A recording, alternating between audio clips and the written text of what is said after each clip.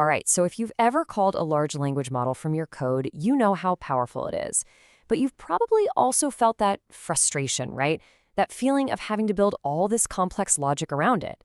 What if instead you could just give the AI a goal, hand it a toolbox, and let it figure out the steps? Well, that's exactly the promise of AI agents. And today we're going to build our very first one using the Vercel AI SDK. To really get why agents are such a huge deal, we first need to look at the old way of doing things. Honestly, it often felt less like you were working with an AI and more like you were just micromanaging its every single move.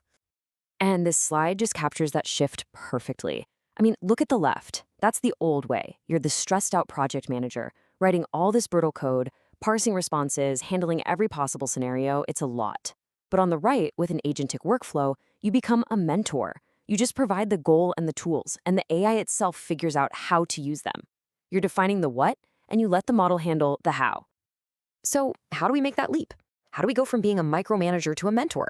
Well, the answer is by using an agent. It's a core concept in the Vercel AI SDK that really packages up all this new power.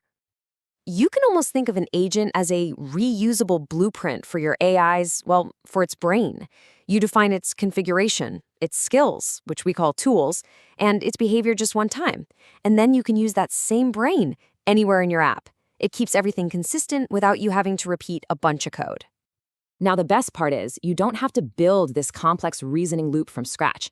The AI SDK gives us this amazing thing called the Tool Loop Agent, and it does all the heavy lifting for us. It creates this cycle, right? It asks the LLM what to do, checks if a tool is needed, runs the tool if it is, and then feeds that result right back to the LLM. And it just keeps doing that until the goal is complete. So what's the actual magic here? What gives these agents their superpowers? It all boils down to one absolutely crucial concept: tool calling. This is how your agent finally breaks out of that text-only box it's usually stuck in. Tools are basically the bridge between the AI's brain and the real world. They're just regular functions in your code that you expose to the model. This lets it do things like fetch live data from an API, query your database, or even just perform a simple calculation. And defining a tool is, you'll be surprised, incredibly intuitive. The first step is just a simple description in plain English. This is literally what you write to tell the model, hey, here's what this tool does, and here's when you should probably think about using it. Okay, next up, you define the contract for your tool. We use a library called Zod to create a schema, which is just a clear set of rules that tells the model exactly what information your function needs to run. So for a weather tool, you'd say, I need a location, and it has to be a string. This pretty much guarantees the model sends you the right data in the right format every single time. And finally, we have the execute function. This is the real meat and potatoes. This is the actual JavaScript code that gets run. So when the model decides, okay, time to use this tool, and it provides the right inputs based on your schema, this function gets triggered, does its thing, and then sends the result back to the model so it can continue its thought process. Okay, enough theory. Let's get our hands dirty and actually put this into practice. We're going to build a really simple agent that you can chat with right from your Node.js terminal. First things first, the setup. We'll just make a new project folder and install our key dependencies. We obviously need the AI SDK itself. We'll also grab Zod to help us define those tool schemas we just talked about, and .env is super useful for managing our API keys without hard-coding them. So here's the core logic for our little terminal app. It's basically a simple loop that reads your input from the command line, adds it to our message history, and then calls the stream text function from the AI SDK to get a response. Then we just stream that response right back to your console, which makes it feel like a real-time chat. And now for the fun part, giving our agent its first skill. Right inside that stream text call, we'll define a weather tool. And you can see all the parts we just discussed: the simple English description, the Zod schema that says it needs a location, and for now, just a little mock execute function that returns a placeholder temperature.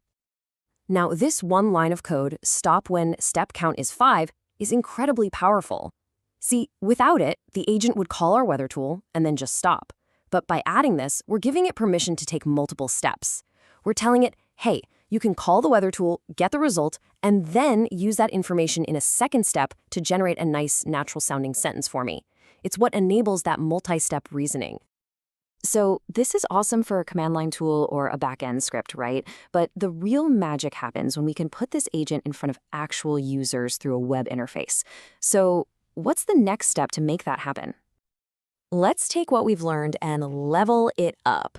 We're going to build this into a full-stack Next.js application, complete with a reactive, streaming chat UI that feels really slick. On the back end, things are going to look super familiar. It's just a simple Next.js API route. It takes the conversation history from the user and calls the exact same stream text function we used before. The only real difference is that instead of printing to the console, we use this handy helper called toUIMessageStreamResponse. It just packages the output perfectly for our front end to use. And on the front end, it gets even easier, believe it or not. The AI SDK has a React package that gives us the use chat hook. This one hook does everything for us. It manages all the chat history state, it handles the form submission, and it seamlessly connects to our API route, updating the UI in real time as the AI is typing. It's fantastic. And this brings us to maybe one of the biggest wins of using this whole ecosystem, the Vercel AI Gateway. Remember how our code just pointed to a model name? Well, that name is actually a gateway that lets you swap out the underlying LLM with zero code changes. You could start with OpenAI, then decide you want to try an open source model like Llama 3 running on a blazing fast provider like Grok. You just change one string. All the headaches of managing different SDKs and API keys, they just go away. It gives you incredible freedom. So let's just take a step back and think about what this new agentic way of working really means for us as developers. Because this is more than just a new library, it's a genuine paradigm shift. So what's the big takeaway from all this? Well, you're not just writing code that calls an AI anymore. You're building tools that an AI orchestrator can use. The tool loop agent handles all the messy workflow logic for you. Tool calling gives your app actual real-world powers. And the AI gateway means you're never locked into a single model. Your job shifts to building great tools and a great UX, and you let the AI handle the complex reasoning. This is a really fundamental change, right? We're moving from just generating text to actually executing actions. And that opens up a whole universe of possibilities. We're talking about things like automated research assistants, truly intelligent customer support bots, or even co-pilots that help you code. The line between language and action is blurring. So the only question left is, now that the model can run your code, what are you going to build?